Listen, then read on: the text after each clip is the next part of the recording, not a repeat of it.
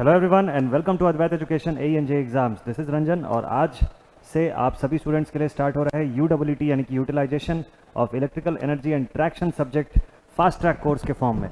तो अभी YouTube channel जो है हमारा, जो ऑफिशियल यूट्यूब चैनल है, इस पर ही आपको ये सेशंस जो है डेली के डेली देखने को मिल जाएंगे। रात 9 से 10 बजे रेगुलरली हमारे साथ बने रहिएगा और मस्ट टाइप से सेशन जो है और भी लोगों से शेयर कर दीजिए। जो भी बच्चे ए एंड जे एग्जामिनेशंस की प्रिपरेशन कर रहे हैं, खासतौर पे जो जे लेवल के एग्जामिनेशंस की प्रिपरेशन कर रहे हैं ऑल ओवर इंडिया में, किसी भी स्टेट से क्यों ना बिलोंग करते हो, ये सब के लिए बहुत बेनिफिशियल होने वाला है। यूडब्ल्यूटी का कंप्लीट कोर्स जो है वो भी यूट्यूब पर अवेलेबल है, हमारे ऑफिशियल ऐप पर भी अवेलेबल है, और भी बहुत सारे कोर्सेज अवेलेबल। एक बार मैं आपको फटाफट से उसका इन्फॉर्मेशन बता देता हूँ, ठीक है? बने रहिएगा हमारे साथ। देखिए, हमारे पास अद्वैत एजुकेशन एजे एग्जाम्स के प्लेटफॉर्म पर ऑफिशियल आप अगर देखें तो यहाँ पर रनिंग कोर्सेज काफ़ी सारे हैं। ऑल स्टेट एजे, अगर आप डबल या ईसी में से किसी ब्रांच को बिलोंग करते हैं तो डेफिनेटली आपके लिए बहुत सारे कोर्स ऑप्शंस है हमारे पास। जैसे कि पहला आप देख सकते हैं SSC JE electrical live plus recorded live के कोर्स के फॉर्म में अवेलेबल है, जिसकी 1 साल की वैलिडिटी है, ठीक है? बोर्ड पर साथ ही साथ एक नंबर भी फ्लैश हो रहा है। अगर इनमें से कोई भी कोर्स आप लेना चाहते हैं और अगर आपको कोई क्वेरी है तो इन गिवन नंबर्स पे भी आप कांटेक्ट कर सकते हैं। नेक्स्ट देखिए, आप आरआरबी जे इलेक्ट्रिकल का या आरआरबी जे इलेक्ट्रॉनिक्स का कोर्स जो है हमारा वो भी ऑनगोइंग है, जिसमें कि लाइव क्लासरूम कोर्स है ये, और इसकी वैलिडिटी 1 साल की आपको मिल जाती है। नेक्स्ट, वहीं अगर मैं ब्रह्मास्त्र कोर्स की बात करूं जो कि ऑल इन वन है, पूरे ऑल ओवर स्टेट, किसी भी आप स्टेट से हों, ए और जे एग्जाम्स की अगर आप तैयारी कर रहे हैं तो ये ब्रह्मास्त्र कोर्स अकेले ही पूरा कंटेंट उसका कवर करता है, including technical, non technical, everything. इस कोर्स की भी वैलिडिटी 1 साल की है। Live plus recorded live course के फॉर्म में आपको ये पूरा पूरा इसका कंटेंट मिल जाता है। वहीं एक बहुत ही इफेक्टिव सीरीज ऑनगोइंग है हमारी, that is known as Prashnamala series double और ईसी ब्रांच के स्टूडेंट्स के लिए स्पेसिफिकली डिजाइन की गई है, जहां पे 10,000 क्वेश्चंस का पूरा कंपाइलेशन जो है, 10,000 से भी ज्यादा क्वेश्चंस का कंपाइलेशन, ऑल सब्जेक्ट्स के फैकल्टीज आपके साथ पूरे सब्जेक्ट्स के क्वेश्चंस को डील करते हैं, तो वो आपको देखने को मिल जाएगा। कोर्स की वैलिडिटी यहाँ पर भी 1 साल की है। वहीं एमपी व्यापम इलेक्ट्रिकल की अगर मैं बात करूँ तो live plus recorded classroom course है, इसकी वैलिडिटी 4 महीने की है यहाँ पर। Then next, assistant engineer electrical है ना, live plus recorded live course 1 साल की वैलिडिटी के साथ अवेलेबल हो जाता है आपको। और वहीं असिस्टेंट इंजीनियर इलेक्ट्रॉनिक्स सेम 1 साल की वैलिडिटी और लाइव प्लस रिकॉर्डेड लाइव के फॉर्म में अवेलेबल हो जाता है। वहीं एईजेई नॉन टेक की अगर मैं बात करूँ ना, एईजेई में केवल अगर आपको सिर्फ नॉन टेक पढ़ना है तो उसकी भी 1 साल की वैलिडिटी है, उसका भी सेपरेट एक कोर्स जो है आप लोगों के लिए वेल डिजाइंड है, लाइव प्लस रिकॉर्डेड लाइव के फॉर्म में। और वहीं जूनियर इंजीनियर का कंटेंट अगर आपको पढ़ना है सिर्फ technical, only for technical, double E stream, तो ये भी अवेलेबल है 1 साल की वैलिडिटी के साथ। Live plus recorded live course के फॉर्म में लेक्चर्स आपको अवेलेबल हो जाते हैं।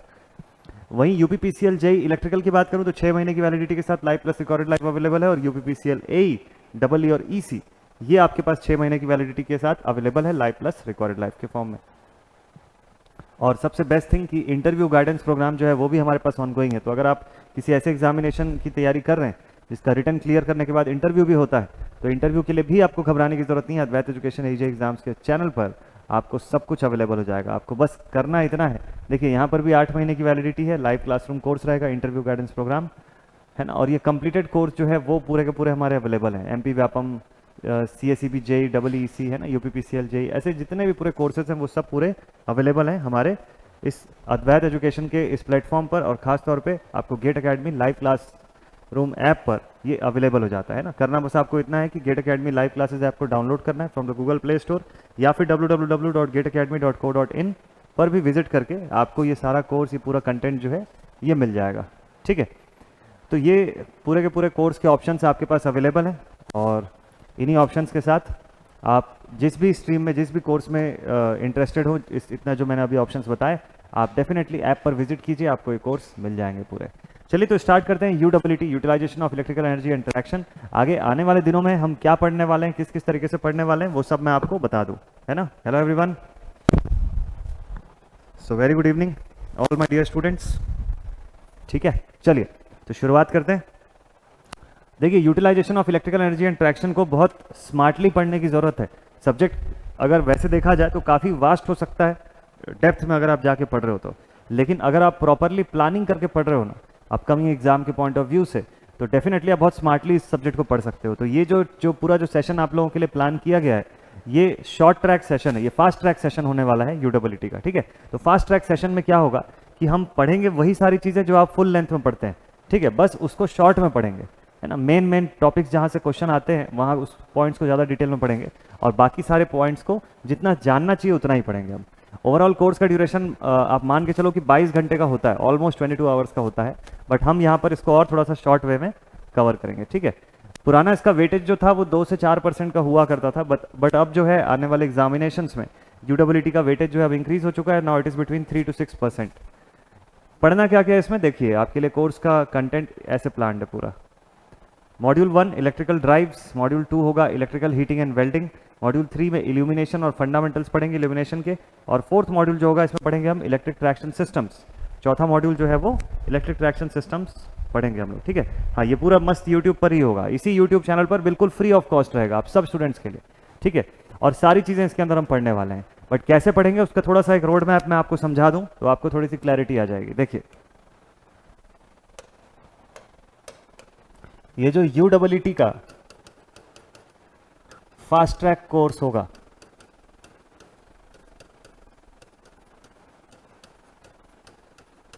ये जो यूडब्ल्यूटी का फास्ट ट्रैक कोर्स होगा, it will be completely on YouTube.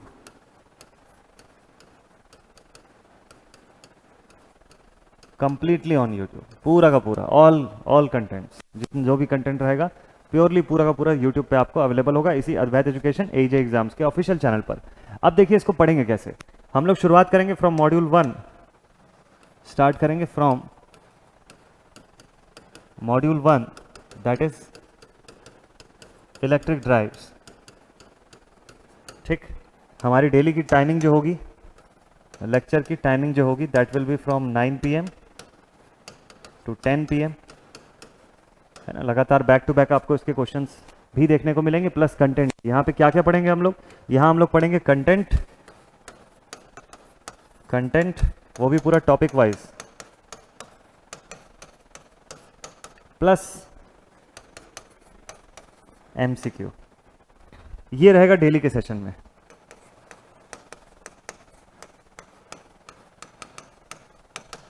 ठीक है। तो आप में से कुछ बच्चों के माइंड में आ रहा होगा कि सर ये कितने दिन चलेगा, जब तक कंप्लीट ना हो जाए, जब तक ये यूडब्ल्यूटी का सिलेबस कंप्लीट ना हो जाए तब तक ये चलेगा। इंपॉर्टेंट जो मैंने कंटेंट दिखाया और अभी और कुछ कंटेंट आपको मैं दिखाऊंगा, वो कंटेंट्स कंप्लीट करने के बाद ही ये सेशन रेस्ट होगा, ठीक है। बिफोर दैट ये लगातार चलता रहेगा। 9 PM to 10 PM ये सेशन की टाइमिंग रहेगी, है ना। ऐसे ही जैसे अभी चल रहा है प्रीमियर्ड फॉर्म में, वैसे ही चलता रहेगा ये सेशन। क्लियर? जो बच्चे अभी भी जुड़े हैं, again once again very welcome on this session. आज से ही स्टार्ट हो रहा है ये, कल के ऑनवर्ड्स आपको पूरे के पूरे और सारे वीडियोस जो हैं वो रोज रोज इसी टाइम पे देखने को मिल जाएंगे, डेफिनेटली यूट्यूब पे अवेलेबल भी रहेगा ये, ठीक है। तो टॉपिक वाइज हम पहले कंटेंट पढ़ेंगे और फिर उसके बाद MCQs लेंगे, उस चैप्टर के उस मॉड्यूल के पूरे MCQs, ठीक है। तो दोनों ही चीज़ों का एक्सपोजर आपको अच्छा खासा मिलेगा। यूट्यूब पे इसको रखने का मेन मकसद ये था कि अभी जेई के एग्जामिनेशन से एक के बाद एक अभी कुछ ना कुछ आ ही रहे हैं। जेई के एग्जामिनेशन, जेई के एग्जामिनेशन में तो खास तौर पे यूडब्ल्यूटी से क्वेश्चन आते हैं, है ना। और एक स्टूडेंट को एक क्लियर आइडिया होना चाहिए कि किस पॉइंट से ज़्यादा क्वेश्चन बनेंगे, किस जगह से क्वेश्चन कितने ज़्यादा बनते हैं। तो वो सब चीज़ों को प्रॉपर आइडिया देने के लिए ये फास्ट ट्रैक कोर्स आपके लिए प्लान किया गया है, ठीक है, कि 10-12 दिन के भीतर आपका यूट्यूब के ऊपर ही यूडब्ल्यूटी कंप्लीट हो जाए पूरा। क्लियर? चलिए मैं एक बार आपको पूरा कोर्स का आइडिया बता देता हूँ कि क्या क्या चीज़ें हो रही है इसमें, है ना। इसमें आप लोगों को और क्या क्या चीज़ें मिलने वाली है वो बता दूँ फटाफट से। देखिए, मॉड्यूल वाइज कवरेज में सबसे पहले होगा इलेक्ट्रिक ड्राइव्स। इलेक्ट्रिक ड्राइव्स में हम बात करेंगे about the type of electric drives, ठीक है। यहीं से आज शुरुआत करेंगे। इलेक्ट्रिक ड्राइव होती क्या है, क्या जरूरत पड़ती है इसकी, है ना, कहाँ कहाँ पे हम एम्प्लॉय करते हैं, ये सारा कुछ हम लोग पढ़ेंगे इसके अंदर। एग्जामिनेशन में जिस जिस पॉइंट से सवाल बनते हैं वो सारा पॉइंट यहाँ कवर किया जाएगा, तो इसलिए टेंशन की बात नहीं है। तो टाइप ऑफ इलेक्ट्रिक ड्राइव्स हो जाएगा, then choice of motors will be there, starting and running characteristic, speed control, है ना। इसमें से काफ़ी सारी चीज़ें ऐसी होंगी जो मशीन सब्जेक्ट में आप पढ़ रखे होंगे already. Effect of temperature rise, then application of electrical drives क्या क्या होंगी, और टाइप ऑफ इंडस्ट्रियल लोड जैसे कि कंटिन्यूअस, इंटरमिटेंट और variable load.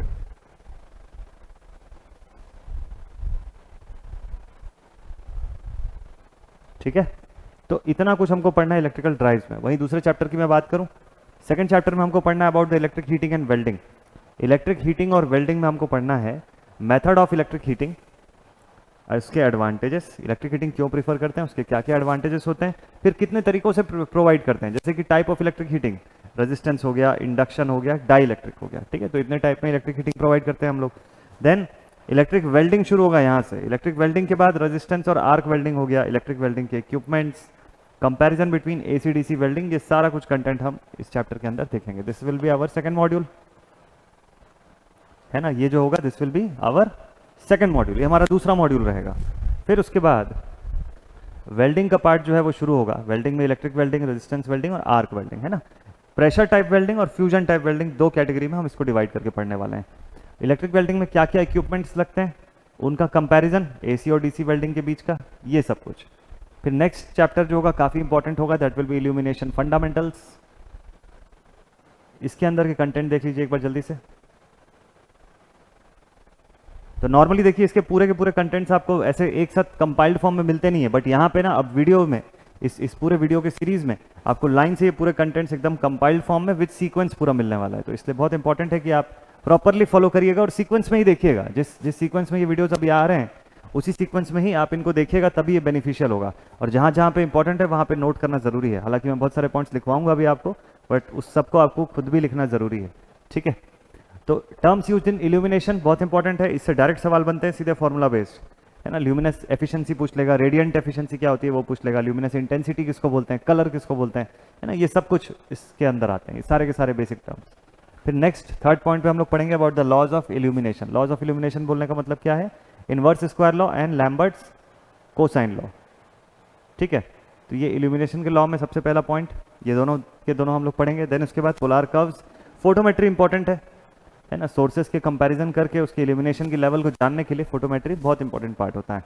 Next is integrating sphere, next point is integrating sphere. फिर सोर्सेज ऑफ लाइट, है ना, इसके अंदर हम देखेंगे डिस्चार्ज लैंप हो गया, एमवी एसवी लैंप, ये सब क्या क्या होते हैं, क्या करते हैं, वो सारा कुछ। फिर comparison between tungsten filament lamp और फ्लोरेसेंट ट्यूब्स। एक टीएफ लैंप जो होता है फ्लोरेसेंट से कैसे अलग होता है, उसमें क्या खास चीज़ें होती है, वो सब देखेंगे। And then last basic principles of light control, है ना, जिसमें कि लाइट की टाइप्स और उसकी जो बेसिक डिजाइन है वो सब भी हम देखेंगे। For example types and design of lighting, मतलब जैसे हो गया डायरेक्ट, फिर हो गया इनडायरेक्ट, है ना, direct lighting scheme, indirect lighting scheme, फिर सेमी डायरेक्ट,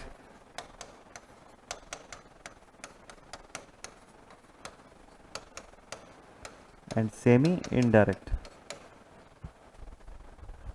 ठीक है। ये चार टाइप की लाइटिंग स्कीम की डिजाइन जो है वो हम लोग पढ़ेंगे। फिर उसके बाद flood lighting and street lighting का पार्ट जो है वो देखेंगे as per the BIS 1981 guideline. BIS की गाइडलाइन के हिसाब से हम इन चीज़ों को पढ़ेंगे प्रॉपर। चलिए हो गया, हटाएं इसको। नेक्स्ट फोर्थ मॉड्यूल, चौथा मॉड्यूल जो होगा ये हमारा आखिरी मॉड्यूल होगा और इसमें हम बात करेंगे अबाउट द इलेक्ट्रिक ट्रैक्शंस, है ना। तो काफ़ी सारे टर्म्स है इसके अंदर भी, प्रॉपरली देखना ज़रूरी है, ठीक है। काफ़ी सारे टर्म्स है यहाँ पर भी और प्रॉपरली आपको देखना इसको ज़रूरी है। क्या है, देखिए इलेक्ट्रिक ट्रैक्शन में सिस्टम ऑफ इलेक्ट्रिक ट्रैक्शन और ट्रैक इलेक्ट्रिफिकेशन, ये क्या होता है, कैसे वर्क करता है, ये सारा कुछ समझना है हमको। देन इंडिया में एग्जिस्टिंग ट्रैक्शन सिस्टम क्या है, भाई बॉम्बे से अगर पुणे के लिए इगातपुरी से होते हुए अगर मान लो ट्रैक्शन सिस्टम गया तो वो किस सप्लाई सोर्स का पार्ट था, क्या AC सप्लाई देते थे उस समय, DC देते थे, या कैसे सप्लाई होता था इसमें, ठीक है। देन उसके बाद special features of traction motor, traction motor के अंदर क्या क्या इसमें से गिवन खासियत में से क्या क्या खासियत होनी चाहिए जिससे कि हमको पता चले कि ट्रैक्शन मोटर कुछ स्पेशल वर्क करेगा। मेथड ऑफ इलेक्ट्रिक ब्रेकिंग, ये तो मशीन में पढ़ चुके हैं आप लोग, प्लगिंग हो गया, रियोस्टैटिक हो गया और रीजनरेटिव ब्रेकिंग हो गया, ठीक है। Then mechanics of train movement, इसमें कुछ कुछ टर्म्स आएंगे, फिर टेक्निकल टर्म्स, तो स्पेसिफिक एनर्जी कंजम्पशन हो गया, ये सब कुछ कुछ टर्म्स लगे रहेंगे। और effect of varying acceleration and braking retardation, adhesive weight और braking retardation coefficient of adhesion, ठीक। चलिए शुरुआत करते हैं फ्रॉम इलेक्ट्रिक ड्राइव्स, इसी से शुरुआत करते हैं। Let us begin from electric drives. तो इलेक्ट्रिक ड्राइव होती क्या है, कोई बताएगा, कमेंट सेक्शन में एकदम फटाफट से बताइए। इलेक्ट्रिक ड्राइव जो है वो होती क्या है, what do we mean by electric drives.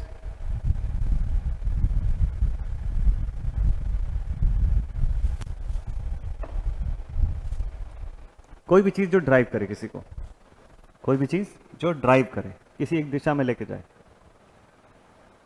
है ना। जैसे इस फोटो में आप देख सकते हैं कि ये कैट जो है, इसको ये माउस लोग ड्राइव कर रहे हैं अपने अकॉर्डिंग। इस माउस को कौन ड्राइव कर रहे हैं, हम ड्राइव कर रहे हैं, ठीक है। रिमोट कंट्रोल से ऑपरेटेड ये माउसेज हैं और कैट को देख के भाग रहे हैं, कैट भी इनके पीछे भाग रही है। तो समझ में आता है कि ये हमारा लोड हो सकता है, और ये जो सप्लाई टाइप है इसको ये चाहिए तुरंत अर्जेंट में, और ये इससे कनेक्ट होने की कोशिश कर रहा है। ठीक है, इलेक्ट्रिक ड्राइव इसमें बहुत हेल्प करता है। अच्छा, और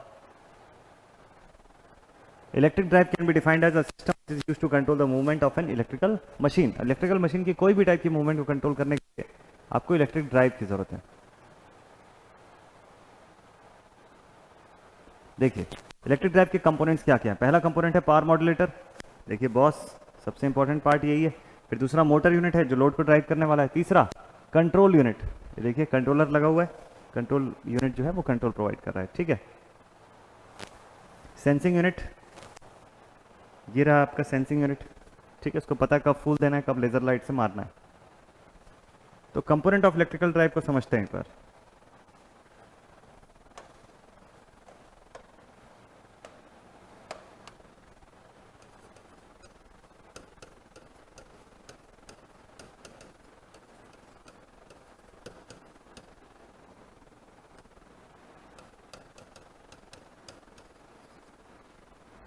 So components of electrical drives.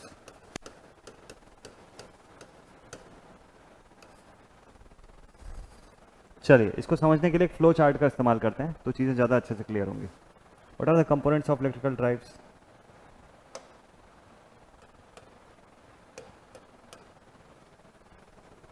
देखिए इनिशियली शुरुआत होती है फ्रॉम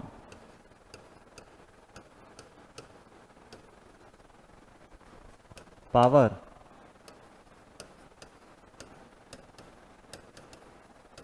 मॉड्यूलेटर, इससे होती है शुरुआत।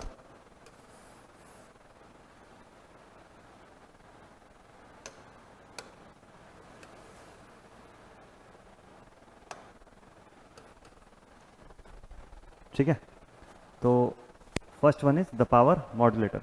पावर मॉड्यूलेटर को इनपुट जाता है एसी या डीसी सप्लाई। ठीक, पावर मॉड्यूलेटर को एसी या डीसी में से कोई भी एक टाइप की सप्लाई जो है जिस पे हमको रन कराना है सिस्टम को, वो दी जाती है, एसी या डीसी सप्लाई। अब पावर मॉड्यूलेटर का आउटपुट जो होता है वो किसे मिलता है? इस पीएम का आउटपुट जो है ये मिलता है किसको? मोटर यूनिट को।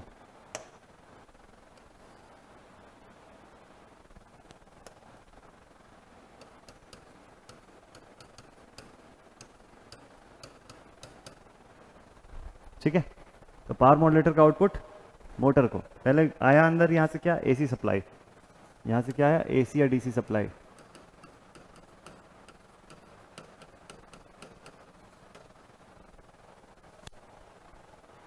क्लियर? अब देखिए होता क्या है, अब मोटर यूनिट का आउटपुट कहां जाता है? ये मोटर का आउटपुट तो शाफ्ट से निकलेगा, और शाफ्ट से निकला मतलब मैकेनिकल पावर। दैट मीन्स कि मोटर जो है उसने ड्राइव करना शुरू कर दिया, तो एडिशनल स्टार्टिंग टॉर्क उसने बना लिया होगा। ठीक है, तो लास्ट पॉइंट होता है हमारा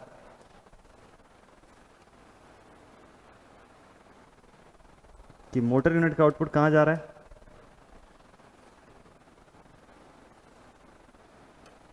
टुवर्ड्स द लोड।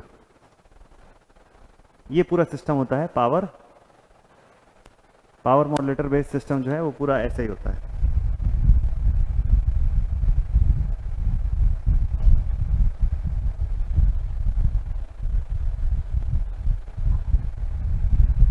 बढ़िया, एकदम राइट है, सही है। चलिए, सो पावर मॉड्यूलेटर क्या करेगा? पावर में किसी भी टाइप का चेंजेस लेके आएगा और ये फीड कर देगा किसको? मोटर यूनिट को।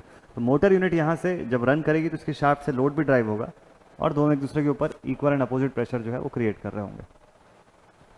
ये ड्रॉ हुआ।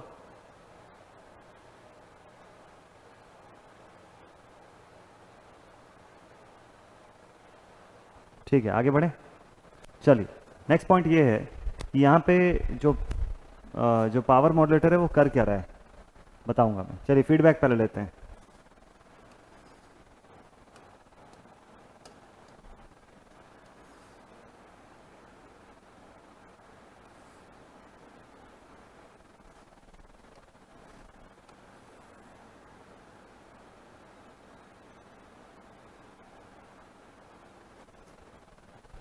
ठीक है, देखिए यहाँ से इसका जो आउटपुट है वो जाता है किसके पास? सबसे पहले जाता है सेंसिंग यूनिट के पास।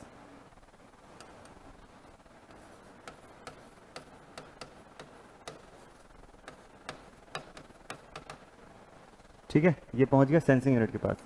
सेंसिंग यूनिट जो आउटपुट देगी वो पहुंचेगा किसके पास? कंट्रोल यूनिट के पास।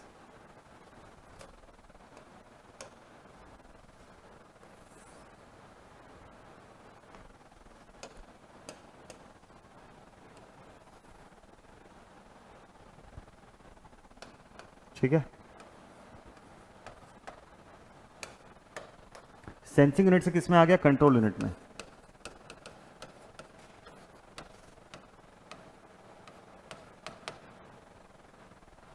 ठीक है, so this one is control unit.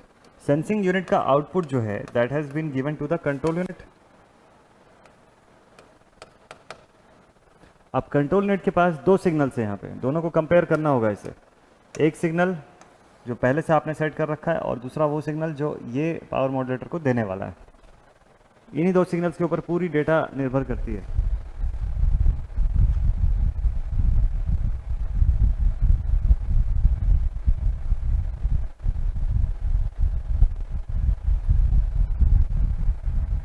इसको लिख लीजिए सभी लोग।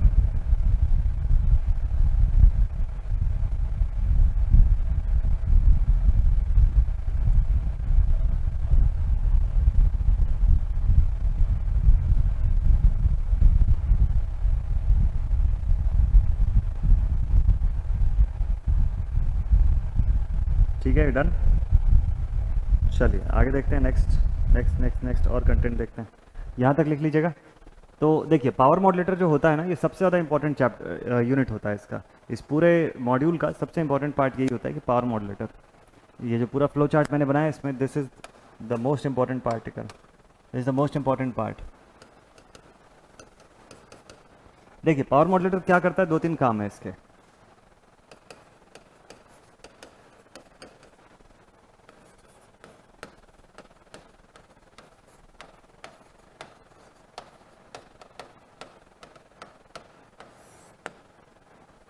So power modulator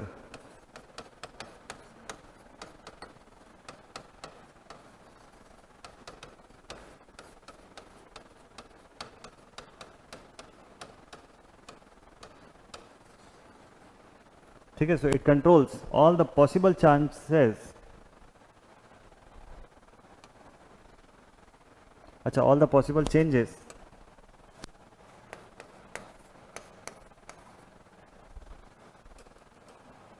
in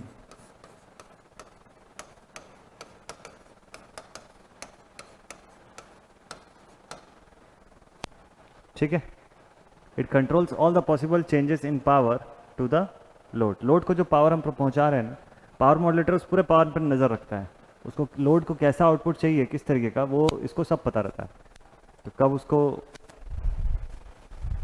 क्या चीज़ फीड करना है वो आप डिसाइड कर, कब हाई स्टार्टिंग टॉर्क, कब लो स्टार्टिंग टॉर्क, हाई स्पीड कभी लो स्पीड, ये आपको मिल जाएगा।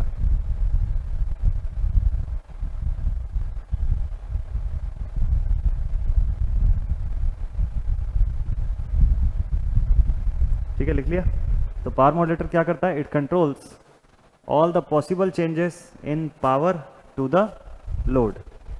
लोड की पावर रिक्वायरमेंट में जो भी पॉसिबल चेंजेस है वो ये लेके आता है। ठीक है, लिख लिया सबने यहाँ तक। तो पावर मॉड्यूलेटर यूनिट जो है वो क्या करता है? पावर मॉड्यूलेटर कंट्रोल करता है सभी पॉसिबल चेंजेस को in the power to the load. Load को जो हम पावर प्रोवाइड कर रहे हैं ना, इसमें जितने भी टाइप की चेंजेस आएगी उसको पावर मॉड्यूलेटर ही कंट्रोल करता है। तो चाहे कुछ भी करवाना हो, अगर सपोज कर लो कि एसी को डीसी सप्लाई में कन्वर्ट करवाना है तो वो भी पावर मॉड्यूलेटर का ही काम है। अगर सपोज कर लो कि पावर में कन्वर्जन कुछ प्रोवाइड करना है, अगर सिंगल फेज दिया आपने, उसको 3 फेज में कन्वर्ट करवाना है, फेज कन्वर्टर्स का पार्ट होगा तो वो भी इसी यूनिट में लगा होगा। वो फेज कन्वर्टर्स का पार्ट जो होगा वो भी आपको पावर कन्वर्टर यूनिट के अंदर ही देखने को मिल जाएगा। ठीक, तो ये बहुत इंटीग्रल यूनिट होता है, बहुत इंपॉर्टेंट पार्ट होता है किसी भी ड्राइव सिस्टम का, और ये बहुत सारे ऑपरेशंस जो है वो परफॉर्म कर लेता है। ठीक है, बहुत सारे multiple operations power modulator unit अकेले ही परफॉर्म करता है। तो इसलिए ये एकदम मैंडेटरी पार्ट होता है। ठीक है, कभी भी ड्राइव सिस्टम जब डिज़ाइन की जाती है तो पावर मॉड्यूलेटर को सबसे मैक्सिमम इंपॉर्टेंस पर रखा जाता है, सबसे मैक्सिमम इंपॉर्टेंस पर। ठीक, जैसे वेरिएबल इम्पिडेंस हो गया, फेज का कन्वर्जन हो गया, सब इससे प्रोवाइड होता है। इलेक्ट्रॉनिक सिस्टम के ऊपर बेस्ड रहता है इसका system.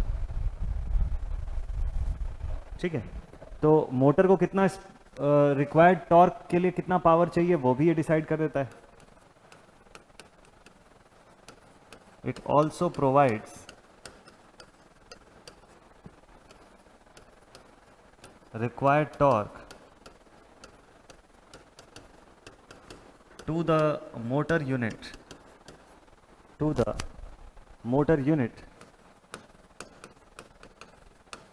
as per the load requirement.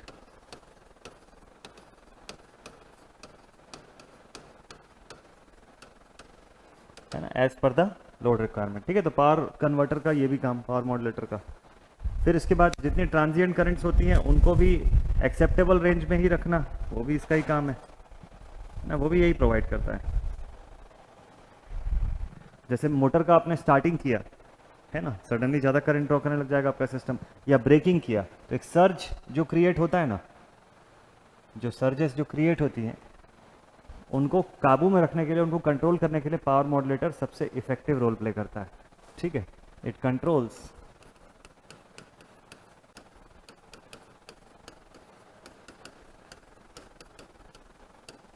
the transient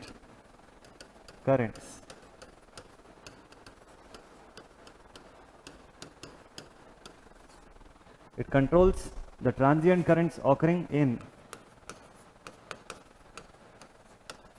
the system due to sudden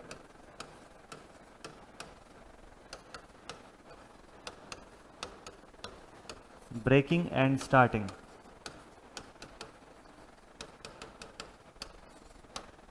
due to the sudden braking and starting. ठीक है, तो मशीन का सडन स्टार्ट होना या सडनली उस पर ब्रेकिंग प्रोवाइड करना, इन दोनों ही केसेस पर पावर मॉड्यूलेटर जो है वो प्रॉपरली वर्क करता है. ठीक, फिर मोटर सिस्टम की अगर बात करें, नेक्स्ट दूसरे यूनिट की अगर मैं बात करूं जो कि है मोटर सिस्टम. पावर मॉड्यूलेटर के बाद अगला यूनिट जो है that is motor unit. Motor से लोड है ना, इधर सेंसिंग कंट्रोल. देखिए यहां पर दिस एंटायर पार्ट, ये जो पूरा यूनिट है ना, this is the feedback unit. इसको कहते हैं पॉजिटिव फीडबैक.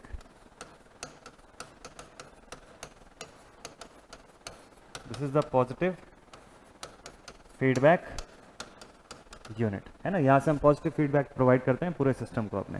तो ये जो पॉजिटिव फीडबैक यूनिट है ना, ये जो पूरा पॉजिटिव फीडबैक यूनिट होता है, इसकी जरूरत आपको तब पड़ती है जब आपके लोड में वेरिएशन आने वाला हो. लोड दो टाइप का हो सकता है, या तो कांस्टेंट होगा और या फिर वेरिएबल होगा. पॉसिबल है? अगर सपोज कर लो आपका लोड कांस्टेंट है तो फिर आपको कभी भी फीडबैक लूप की जरूरत नहीं पड़ेगी, है ना. If load is constant, load is constant, then feedback loop is not required. तब फिर फीडबैक लूप की जरूरत नहीं पड़ती है. लेकिन अगर लोड वेरिएबल है ना, if the load is variable, if the load is variable, तब क्या होगा, then feedback loop is required. Then the feedback loop is required. ठीक है, तो डिपेंड करता है कि आपको फीडबैक लूप की जरूरत, एकदम मैंडेटरी नहीं है कि फीडबैक लूप हर समय होगा ही होगा. ठीक है, डिपेंड करेगा कि लोड किस टाइप का, लोड कांस्टेंट है या वेरिएबल है, उस हिसाब से आपको फीडबैक लूप कब जरूरी होगा और कब नॉट इंपॉर्टेंट होगा. तो इसीलिए ये हमेशा, अगर एक क्वेश्चन आता है, एसएससी के एग्जामिनेशन में क्वेश्चन आया था कि ड्राइव सिस्टम में सबसे इंटीग्रल यूनिट कौन सा होता है, और एक बार और ऐसा क्वेश्चन आया था कि भाई ड्राइव सिस्टम में कौन सा पार्ट है जिसको नेग्लेक्ट किया जा सकता है, रिमूव किया जा सकता है, हटाया जा सकता है. तो उसका आंसर था feedback loop. Positive feedback loop जो है, पॉजिटिव फीडबैक यूनिट जो है, उसकी खास जरूरत नहीं पड़ती. अगर लोड कांस्टेंट है तो वो वैसे भी यूजलेस पार्ट बन जाता है. ठीक है, और सबसे इंटीग्रल या सबसे इंपॉर्टेंट पार्ट जो इसका होता है ड्राइव सिस्टम का, वो होता है पावर मॉड्यूलेटर.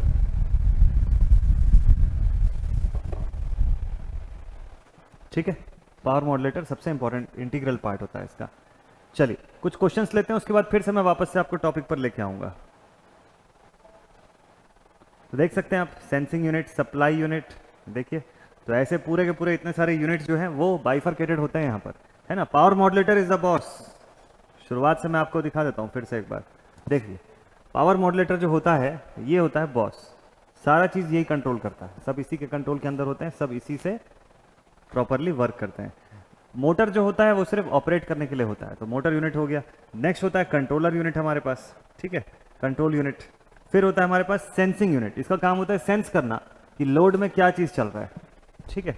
ये रोबोट आपको दिख रहा होगा फूल लेके खड़ा हुआ, तो ये सेंस कर रहा है कि कब फूल देना है और कब उसको लेजर से मारना है, ठीक है, मजाक कर रहा हूँ मैं। सेंसिंग यूनिट का बेसिक वर्क यही होता है कि लोड में होने वाले चेंजेस को सेंस करना। ये चेंज किसी भी फॉर्म में हो सकते हैं, थर्मल फॉर्म में भी चेंजेस हो सकते हैं, स्पीड के फॉर्म में रोटेशनल चेंजेस भी हो सकते हैं, टॉर्क के फॉर्म में भी चेंजेस हो सकते हैं। तो ऐसे बहुत सारे टाइप के चेंजेस हैं, तो उसका सेंस करने का काम सेंसिंग यूनिट का होता है। सेंसिंग यूनिट की आउटपुट जो होती है वो कंट्रोल यूनिट को प्रोवाइडेड होती है, और कंट्रोल यूनिट जो है वो पावर मॉड्यूलेटर को इंस्ट्रक्ट करता है, पावर मॉड्यूलेटर को कमांड भेजता है कि भाई पावर में कितने का चेंज करना है, और उस हिसाब से पावर मॉड्यूलेटर वो चेंजेस जो है उसको अप्लाई करता है। Then supply unit is also there, ये सप्लाई यूनिट है। और सबसे बड़ा, इन सबसे बड़ा यूनिट जो है that is our load unit. जो सबसे बड़ा यूनिट जो होता है, जो सबसे मुख्य चीज़ है, सबसे मेन है ना, जिसको कि एक्चुअल में ड्राइव करने के लिए पूरे मैकेनिज्म की जरूरत पड़ती है, वो यही होता है लोड। तो लोड जितना ज़्यादा है आपका सिस्टम जो है उतना अच्छा रिलायबल होना चाहिए, ठीक है, सिस्टम को उतना बढ़िया, उतना मस्त तरीके से रिलायबल होना चाहिए। लोड बहुत वैरायटी के होते हैं, और अगर ना संभले तो ऐसी हालत हो जाती है ना, जैसे ये भाई साहब की हो गई अभी बोर्ड पर। तो लोड यूनिट जो होता है it is the most important part, integral part. जब भी ड्राइव का डिज़ाइन होता है तो हमेशा हमको ये ध्यान में रखना पड़ता है कि लोड टाइप किस तरीके का है, लोड किस तरीके का है। लोड की ड्यूटी साइकिल्स को पूरा देखा जाता है कि कब कंटिन्यूस ड्यूटी लोड है, शॉर्ट टाइम ड्यूटी लोड है, इंटरमिटेंट पीरियोडिक है ना, पीरियोडिक विथ स्टार्टिंग है कि ब्रेकिंग है, ये सब कुछ पूरा डिटेल में इंफॉर्मेशन होना जरूरी है। आपको पता होना चाहिए कि आपका लोड कितनी देर ऑपरेट करेगा और कितनी देर आपकी ड्राइव सिस्टम रेस्ट पर चलेगी, या अगर कंटिन्यूस भी चल रही है तो क्या पूरी देर लोडेड कंडीशन पे है। ये सब समझने के लिए ये जितना भी सेटअप हम लगा रहे हैं वो अल्टीमेटली इसी को ड्राइव करने के लिए लगा रहे हैं हम लोग, ठीक है। चलिए आगे बढ़ते हैं नेक्स्ट पॉइंट की तरफ। इलेक्ट्रिक ड्राइव की यूज क्या है। देखिए इलेक्ट्रिक ड्राइव कुछ नहीं करता है, सबसे पहले तो ये क्या करता है, आपको कंट्रोल प्रोवाइड करेगा पूरे सिस्टम पर। मतलब कि आपको हर चीज खुद से नहीं कंट्रोल करनी पड़ेगी, कुछ चीजें इलेक्ट्रिक ड्राइव ही कंट्रोल कर लेगा। कब टॉर्क की रिक्वायरमेंट ज्यादा है तो सडनली ज्यादा टॉर्क प्रोवाइड करना है उसको, है ना। कब ब्रेकिंग अप्लाई कर रहे हो, कम टॉर्क देना है वहां पर, तो टॉर्क की वैल्यू कम कर देगा। तो वो सब कुछ वहां पर दिखाई देगा आपको, है ना, वो इलेक्ट्रिक ड्राइव खुद ही संभाल लेगा। तो आजकल जितने इलेक्ट्रिक व्हीकल्स आ रहे हैं उन सब में इलेक्ट्रिक ड्राइव का सिस्टम जो है वो अवेलेबल रहता है, ठीक है। हाँ, है ना, बिल्कुल। तो इलेक्ट्रिक ड्राइव जो है ना वो ऐसे ही प्रॉपरली, इलेक्ट्रिक ड्राइव जो है वो ऐसे ही प्रॉपरली बहुत सारे ऑपरेशंस को मॉनिटर करता है, बहुत सारे ऑपरेशंस को मैनेज करता है। मैं दिखाता हूं आपको, ध्यान से देखिएगा।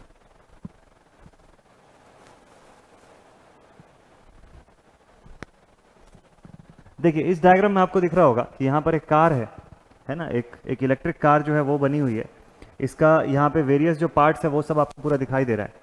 थर्मल कूलिंग सिस्टम हो गया, इलेक्ट्रिक ट्रैक्शन मोटर्स यहाँ पर लगा हुआ है, इलेक्ट्रिक ट्रैक्शन मोटर।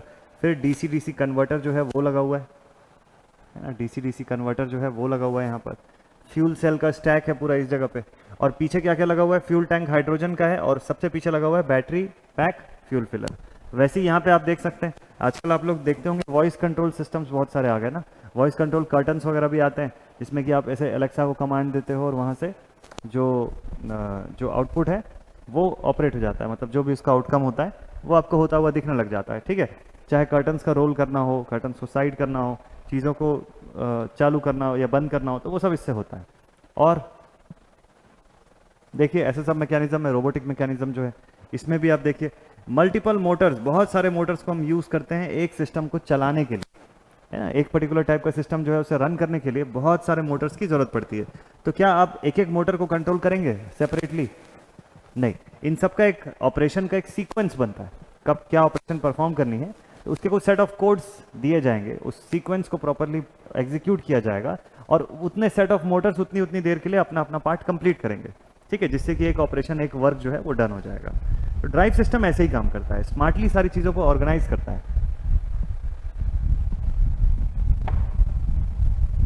ठीक है। तो ड्राइव सिस्टम क्या करता है, ऐसे ही स्मार्टली सारी की सारी चीज़ों को प्रॉपरली ऑर्गेनाइज करता है। तो जिससे होता ये है कि आपकी सिस्टम जो है वो वेल ऑर्गेनाइज्ड होती है और ह्यूमन एफर्ट जो है वो कम हो जाएगा यहाँ से, ठीक है।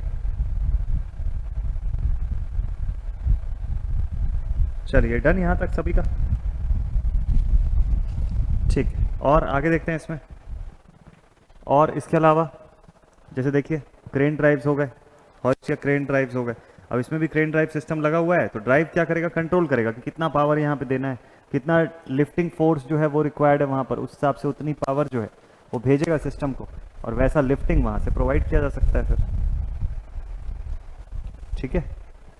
इस हिसाब से वैसा पावर प्रोवाइड किया जा सकता है। तो ड्राइव सिस्टम बहुत इंपॉर्टेंट होता है। अब जैसे इलेक्ट्रिक व्हीकल्स में आप देखिए आजकल टू व्हीलर्स भी आ गए, उनके अंदर भी ड्राइव लगा होता है।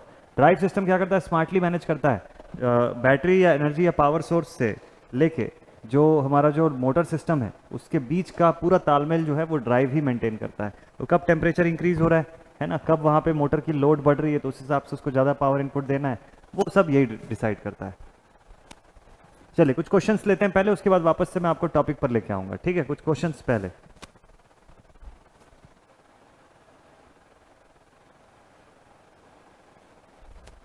तो सबसे पहले ये फर्स्ट क्वेश्चन जो है उसको लेके आते हैं बोर्ड पर। पहला क्वेश्चन लिखा हुआ है, in a group drive system the power factor, what happens to the power factor, ठीक। चलिए देखते हैं, ग्रुप ड्राइव सिस्टम अगर एम्प्लॉय किया जाए तो पावर फैक्टर का क्या होगा। एक बार सभी लोग आंसर करके देखिए। हालांकि अभी टाइप्स ऑफ ड्राइव में मैं आपको लेके नहीं गया हूं, बट अगर आपको थोड़ा बहुत इसका आइडिया हो तो आप आंसर करके देख सकते हैं, ट्राई कर सकते हैं। In a group drive system the power factor dash, पहला ऑप्शन बोलता है increases, second option says decreases, third option says remains constant, और लास्ट ऑप्शन बोलता है कि जीरो हो जाता है। ग्रुप ड्राइव सिस्टम बेसिकली जब आप टाइप्स ऑफ ड्राइव के बारे में पढ़ेंगे तब आप इस पॉइंट को भी पढ़ेंगे। यहाँ पे जब टाइप ऑफ ड्राइव्स को पढ़ते हैं ना तब ये पॉइंट भी आता है सामने। क्या होता है देखिए, पहले इसका पॉइंट बता देता हूं मैं जब तक आप लोग का आंसर आ जाए, उसके बाद फिर देखते हैं। Types of drives, electrical drive को कितनी कैटेगरी में क्लासिफाई किया जा सकता है। इलेक्ट्रिकल ड्राइव्स को टोटली 3 कैटेगरी में आप सबसे पहले तो क्लासिफाई कर लो।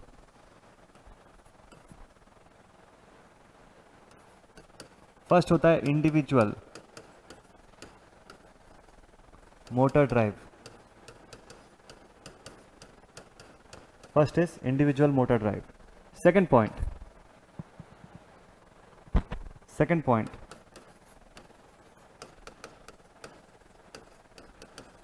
मल्टी मोटर ड्राइव, और थर्ड पॉइंट जो होता है दैट इज ग्रुप ड्राइव, ठीक है। टोटल इसको 3 कैटेगरी में डिवाइड करते हैं। अब ये तीनों कैटेगरी में आपको समझाता हूं, फिर वापस से क्वेश्चन पे लेके चलता हूं, ठीक है। आप लोगों के आंसर जो है वो आ रहे हैं, ठीक है, बढ़िया। चलिए तो आप लोग के आंसर जो है उसको आने देते हैं, और तब तक मैं ये पॉइंट आपको तीनों का तीनों जल्दी से पहले समझा देता हूं। देखिए इंडिविजुअल मोटर ड्राइव जो होता है, यहां पर हम क्या करते हैं,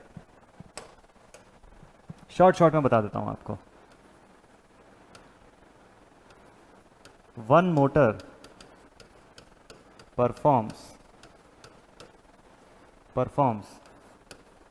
वन टास्क, एक मोटर एक पर्टिकुलर टास्क के लिए असाइंड रहता है, ठीक। एक पर्टिकुलर मोटर होगा ना तो वो एक बार में एक ही टास्क करेगा। जैसे आपके घर में कूलर है तो कूलर फैन का जो मोटर है वो क्या करता है, वो फैन ही चलाता है बस एक बार में। ऐसा तो नहीं कि वो फैन भी चला रहा है और सेम टाइम पे वो पानी भी खींच रहा है ऊपर, ऐसा तो नहीं करता है ना। जैसे कूलर के अंदर ही पानी का पंप है छोटा सा, अभी क्योंकि गर्मियों का सीजन चल रहा है, आप लोग कूलर बहुत रोज देखते होंगे, तो ये तो आप सभी ने नोटिस किया होगा। तो वहां पर जो मोटर है वो एक पानी के लिए अलग से मोटर है, वो सिर्फ पानी को ही ऊपर पंप करने का काम कर रहा है, ठीक। तो हर एक मोटर एक पर्टिकुलर टास्क से असाइंड है वहां पे। So that kind of system is known as individual motor drive. तो ऐसे केस में आपको हर एक मोटर सिस्टम के लिए एक सिंगल ड्राइव सिस्टम लगाना पड़ेगा, अलग अलग ड्राइव सिस्टम देना पड़ेगा, ठीक। Next point number 2, multi motor drive कैसा होता है ये।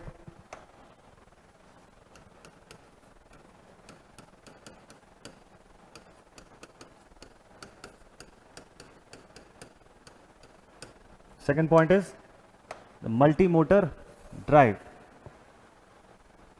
Second point is the multi motor drive. Multi motor drive क्या होता है देखिए,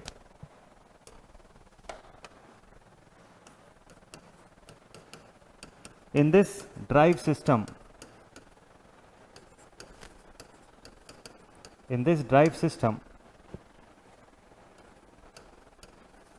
any single task or operation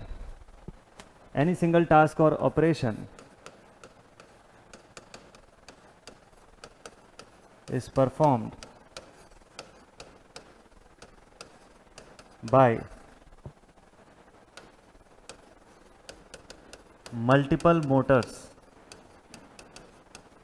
है ना, is performed by multiple Motors in the system. तो सिस्टम में एक से ज़्यादा मोटर्स हो सकता है लगे होंगे एक ही टाइप के टास्क को परफॉर्म करने के लिए, केवल एक ही टास्क को परफॉर्म करने के लिए।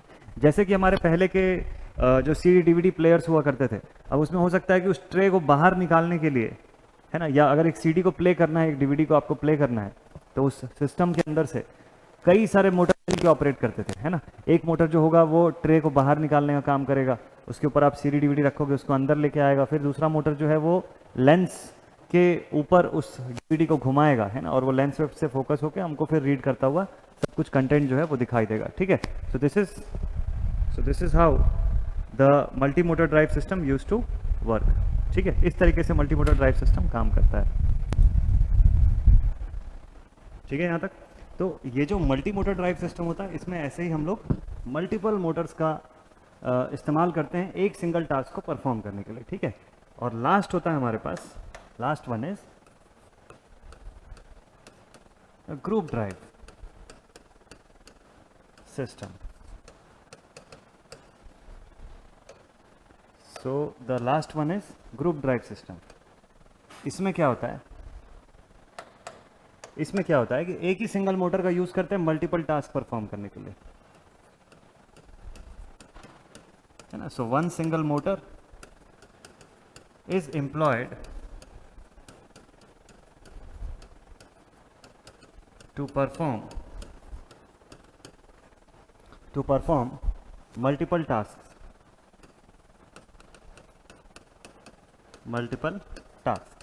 ठीक है। इसी को और क्या बोलते हैं, this method is also known as line shaft drive, ये भी इसे ही बोलते हैं। कैसे काम करता है ये, बिल्कुल सिंपल सा तरीका है। अब सपोज कर लीजिए कि एक मोटर सिस्टम है, इसकी शाफ्ट है यहाँ से, ठीक है, बड़ी सी इसकी शाफ्ट जो है ऐसे लगी हुई है।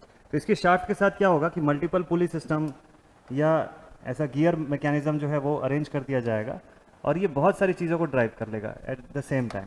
अब हो सकता है कि ये किसी बेल्ट को भी ऐसा ड्राइव कर रहा हो, ठीक है, हो सकता है कि यहाँ से कोई और टाइप के लोड को ये चला रहा होगा, हो सकता है कि यहाँ से ऐसे गियर सिस्टम ऐसा लगा होगा कुछ, है ना, इसके साथ, और हो सकता है यहाँ से ऐसा कोई फैन का सिस्टम लगा होगा, ठीक है। तो ये मल्टीपल चीज़ों को चला रहा है। इसी से क्या होता था कि जब पुराने इंडस्ट्रीज जब हुआ करते थे, और जो पुराने आईसी इंजन बेस्ड इंडस्ट्रीज थी, उनको जब कन्वर्ट किया जा रहा था into electrical industries, electrical system के लिए जब कन्वर्ट किया जा रहा था इलेक्ट्रिकल सिस्टम्स में, तो इस बात का ध्यान रखा गया कि भाई देखिए, अगर आप सभी सिस्टम्स के लिए अलग अलग मोटर लगाना शुरू कर देंगे तो कॉस्ट तो बहुत ज़्यादा हो जाएगा, है ना, बहुत ज़्यादा कॉस्ट आपको पे करना पड़ जाएगा। तो शुरुआत में जब ऐसा रेट्रोफिटिंग की जाती है तो हमेशा ये ध्यान दिया जाता है कि cost should be as less as possible. तो ये करने के लिए क्या होता है, कॉस्ट को रिड्यूस कर ग्रुप ड्राइव सिस्टम को ही सबसे पहले प्रीफर किया गया। तो ओल्ड सिस्टम्स को हटा के जब इलेक्ट्रिकल सिस्टम बनाया गया तो ग्रुप ड्राइव सिस्टम को ही प्रीफर किया गया। This is also known as line shaft drive. तो आपके क्वेश्चन का आंसर मिल गया। अब देखिए, ग्रुप ड्राइव सिस्टम है तो पावर फैक्टर का क्या होगा, अगर ग्रुप ड्राइव सिस्टम है तो ओवरऑल पावर फैक्टर का क्या होगा, सोचिए। अगर आप एक सिंगल मोटर का यूज कर रहे हैं और 4 वर्क परफॉर्म कर रहे हैं, 4 वर्क, तो आपके सिस्टम की पावर फैक्टर क्या होगी, वो तो अच्छी होगी ना। रिएक्टिव कंपोनेंट कम होगा आपके सिस्टम में, रेजिस्टिव कंपोनेंट ज्यादा है। ये 4 वर्क को परफॉर्म करने के लिए अगर आप 4 मोटर यूज करते हैं, है ना, अगर आप ऐसा 4 मोटर्स का इस्तेमाल करते तो इन दैट केस क्या हो जाता कि यहाँ पे रिएक्टिव कंपोनेंट बहुत हाई हो जाती। 4 मोटर यानी कि 4 सबकी अलग अलग आर्मेचर वाइंडिंग्स, और उतनी सारी वाइंडिंग्स जब एक साथ चलती तो सिस्टम का रिएक्टेंस जो है एक्सेल हाई हो जाता। एक्सेल हाई होता तो कॉस्ट फाई क्या हो जाता, रिड्यूस हो जाता। बट यहाँ ऐसा नहीं है। जब आप एक ही मोटर यूज कर रहे हो फिलहाल, तो यहाँ पे एक्सेल की वैल्यू कम है, आर जो है वो अवेलेबल है, तो पावर फैक्टर में क्या चीज होगा, पावर फैक्टर कांस्टेंट रहेगा या बढ़ेगा, पावर फैक्टर कांस्टेंट रहेगा। पावर फैक्टर को कुछ नहीं होने वाला है, आपके सिस्टम की पावर फैक्टर जो है इट विल रिमेन फिक्स्ड जितने पे भी है। अगर जितने पे भी है, अगर मान लो 0.8 पे है तो वो 0.8 पर ही रहेगी, कुछ नहीं होगा ग्रुप ड्राइव सिस्टम में, पावर फैक्टर में कोई बहुत ज़्यादा चेंजेस नहीं आएगा। ठीक है, चलिए, तो ये इस क्वेश्चन का आंसर था।